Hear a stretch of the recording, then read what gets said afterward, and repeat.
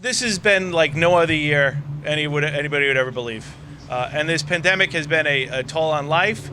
It's been a toll on businesses, and in particular, our local downtown businesses. A lot of the restaurants, even during the pandemic, maintained the ability to open up, transforming themselves not only for their local community, but in so many cases did donations and volunteer work for the essential workers and the individuals on the front line of COVID-19.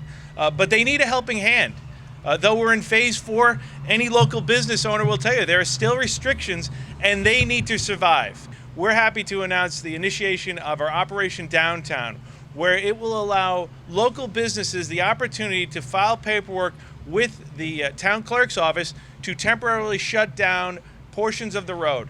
And right here in Wantagh, they were the very first chamber to jump at the offer, where right here on Railroad Avenue on Thursday evenings, they're going to be shutting down this portion of the roadway from 6 p.m. till 10 p.m.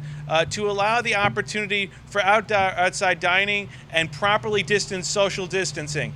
And this was an initiative done by ourselves. Of course, teaming up with Councilman Carini and Kate and the chamber. We also teamed up with the Nassau County Police Department as well as the fire department to allow these permits to be approved.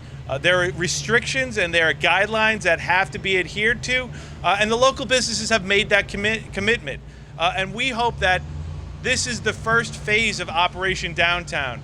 We've already had another local chamber who has expressed interest in this. And again, this is part of the process of getting these businesses, back to as much of the normalcy they can. Speaking to Don, our local chambers, we've already put the building department online, outdoor dining process. This is the next step to help us recover. Without our small businesses, we will have a hard time to recover. So speaking to Cathy, the Belmore Chamber, all the local chambers throughout my district, I'm very proud to announce that we're doing this here today, and the first one's going to be here, right here in my backyard of Wantagh. And I just want to thank John Murray once again from Mulcahy's for inviting us here today. John gives so much back to the community, and we're looking forward to continue to help our small business recover. So thank you, Don. We just wanted to make sure that the paperwork was done quickly and effortlessly on behalf of the chamber, which I want to thank for their tremendous work in all of this project. And so we know that all of our restaurateurs, they're very cognizant of doing the right thing so that they protect their liquor licenses. So I know that each of the restaurants that participates here in Wantagh and hopefully in other communities as well, those restaurateurs will do everything they can to make and keep their patrons safe, keep them socially distanced, and at the same time adding to their bottom line and helping the community. This is such a thing about the town of Hempstead giving back to the businesses. This is somewhat outside the box, but it's good. We're in survival mode now. Like we're, I